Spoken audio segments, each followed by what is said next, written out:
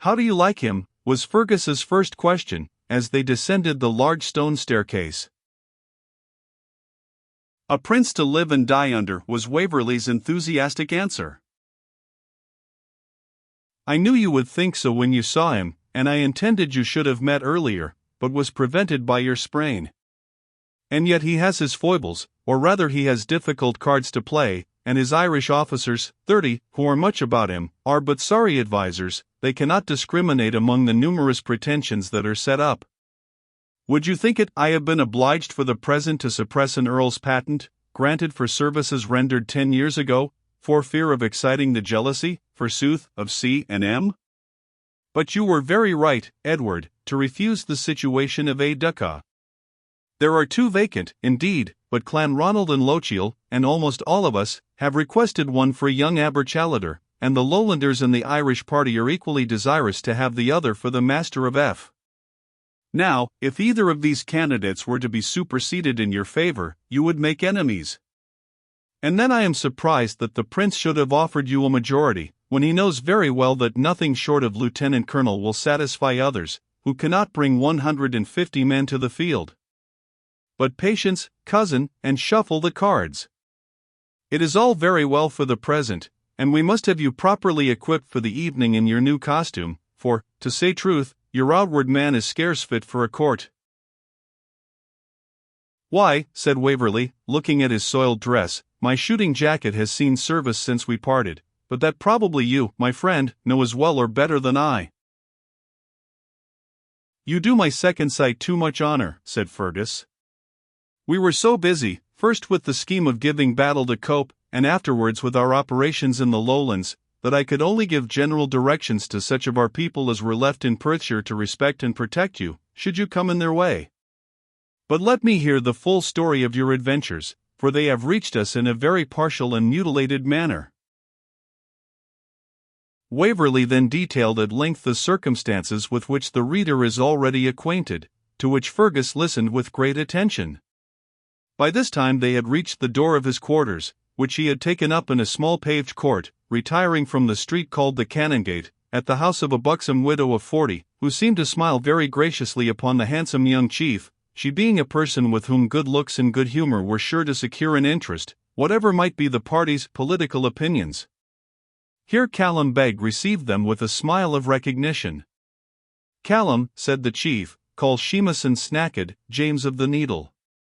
This was the hereditary tailor of Vichy and Vore. "Shemus, Mr. Waverley is to wear the Cath Daff, battle colour, or tartan, his trews must be ready in 4 hours. You know the measure of a well-made man, 2 double nails to the small of the leg. 11 from haunch to heel, 7 round the waist.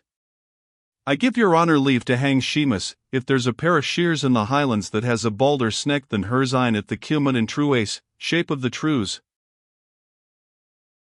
Get a plaid of Maciver tartan and sash," continued the chieftain, "and a blue bonnet of the prince's pattern, at Mr. Moat's in the Crams.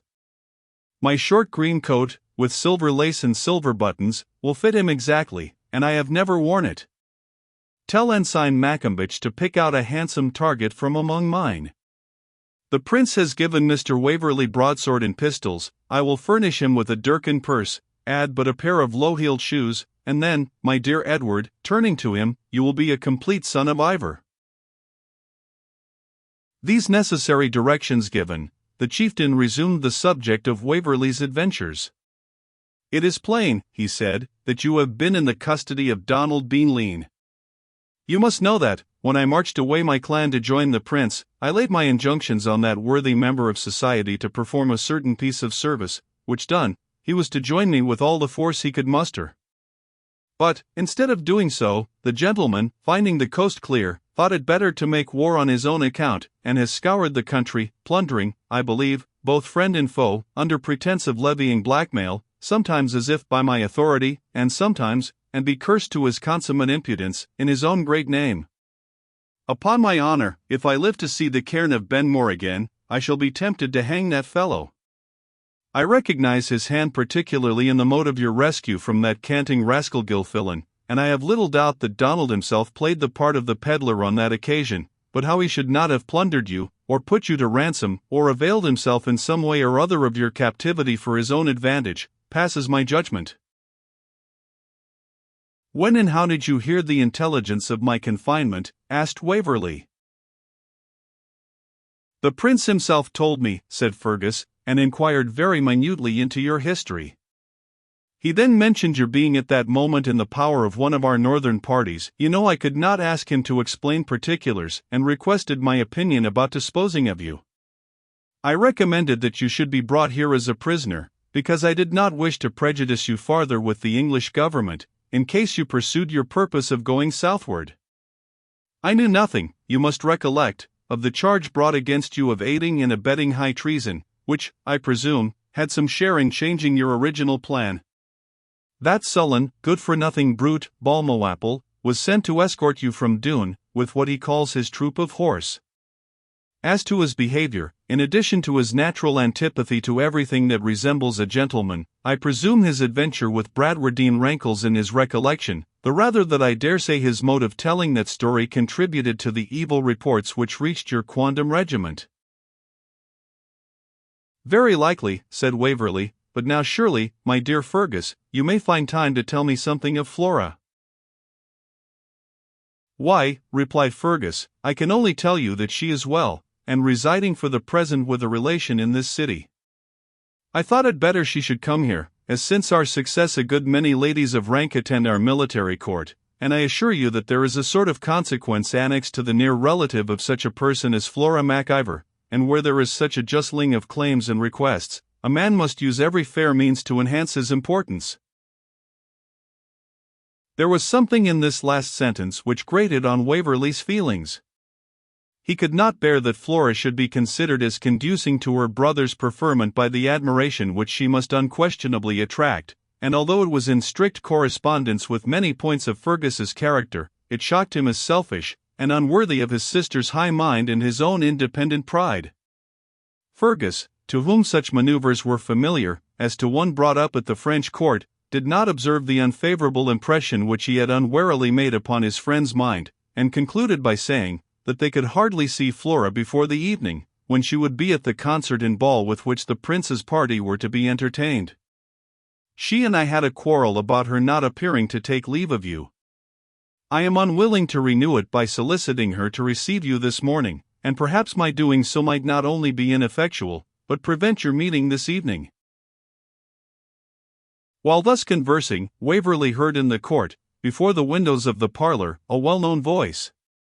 I aver to you, my worthy friend, said the speaker, that it is a total dereliction of military discipline, and were you not as it were a tyro, your purpose would deserve strong reprobation. For a prisoner of war is on no account to be coerced with fetters, or debinded in ergastulo, as would have been the case had you put this gentleman into the pit of the peel-house at Balmawhapple. I grant, indeed, that such a prisoner may for security be coerced in carcere, that is, in a public prison. The growling voice of Balmawhapple was heard as taking leave in displeasure, but the word landlooper alone was distinctly audible. He had disappeared before Waverley reached the house in order to greet the worthy Baron of Bradwardine. The uniform in which he was now attired, a blue coat, namely, with gold lace, a scarlet waistcoat and breeches, and immense jack-boots, seemed to have added fresh stiffness and rigidity to his tall, perpendicular figure, and the consciousness of military command and authority had increased, in the same proportion, the self-importance of his demeanour and the dogmatism of his conversation.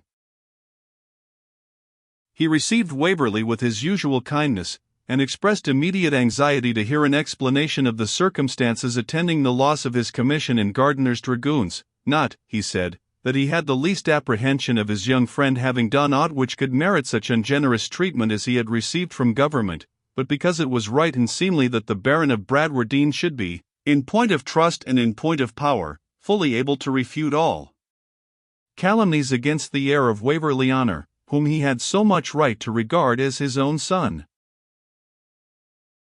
Fergus MacIver, who had now joined them, went hastily over the circumstances of Waverley's story, and concluded with the flattering reception he had met from the young chevalier. The Baron listened in silence, and at the conclusion shook Waverley heartily by the hand and congratulated him upon entering the service of his lawful prince. For, continued he, although it has been justly held in all nations a matter of scandal and dishonour to infringe the sacramentum militare, and that whether it was taken by each soldier singly, whilk the Romans denominated per conjurationem, or by one soldier in name of the rest, yet no one ever doubted that the allegiance so sworn was discharged by the demissio, or discharging of a soldier, whose case would be as hard as that of colliers, salters, and other adscripti glebe, or slaves of the soil, were it to be accounted otherwise. This is something like the brocard expressed by the learned Sanchez in his work De Jure Jurando, which you have questionless consulted upon this occasion. As for those who have calumniated you by leasing making, I protest to heaven I think they have justly incurred the penalty of the Memnonia lex, also called lex Remnia, which is prelected upon by Tullius in his oration in Verem. I should have deemed, however, Mr. Waverley, that before destining yourself to any special service in the army of the prince, ye might have inquired what rank the old Bradwardine held there, and whether he would not have been peculiarly happy to have had your services in the regiment of horse which he is now about to levy. Edward eluded this reproach by pleading the necessity of giving an immediate answer to the prince's proposal, and his uncertainty at the moment whether his friend the Baron was with the army or engaged upon service elsewhere. This punctilio being settled, Waverley made inquiry after Miss Bradwardine, and was informed she had come to Edinburgh with Flora MacIver, under guard of a party of the chieftain's men. This step was indeed necessary, Tully Veolan having become a very unpleasant, and even dangerous, place of residence for an unprotected young lady, on account of its vicinity to the Highlands, and also to one or two large villages which, from aversion as much to the Caterans as zeal for presbytery, had declared themselves on the side of government, and formed irregular bodies of partisans, who had frequent skirmishes with the mountaineers, and sometimes attacked the houses of the Jacobite gentry in the braes, or frontier betwixt the mountain and plain. I would propose to you, continued the Baron, to walk as far as my quarters in the Luckenbooths, and to admire in your passage the High Street, whilk is, beyond a shadow of dubitation, finer than any street whether in London or Paris. But Rose, poor thing, is sorely discomposed with the firing of the castle, though I have proved to her from Blondel and Cohorn that it is impossible a bullet can reach these buildings, and, besides, I have it in charge from His Royal Highness to go to the camp or leaguer of our army, to see that the men do conclamer vesa, that is, truss up their bag and baggage for tomorrow's march. That will be easily done by most of us, said MacIver, laughing. Craving your pardon, Colonel MacIver, not quite so easily as ye seem to opine.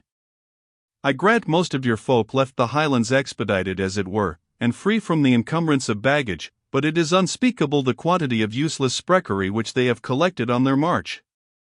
I saw one fellow of yours, craving your pardon once more, with a pierglass upon his back. Aye, said Fergus, still in good humour, he would have told you, if you had questioned him, a ganging foot is I getting. But come, my dear Baron, you know as well as I that 100 Ulan, or a single troop of Schmierschütz Pandurs, would make more havoc in a country than the Knight of the Mirror and all the rest of our clans put together.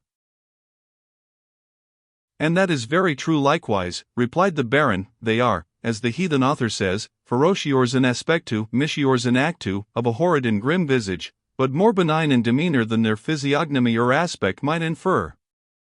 But I stand here talking to you two youngsters when I should be in the King's Park. But you will dine with Waverley and me on your return? I assure you, Baron, though I can live like a Highlander when needs must, I remember my Paris education, and understand perfectly fair la Myler share. And wha the deal doubts it, quoth the Baron, laughing, when you bring only the cookery and the good tune must furnish the materials? Weel, I have some business in the tune too, but I'll join you at 3, if the weavers can tarry so long. So saying, he took leave of his friends and went to look after the charge which had been assigned him.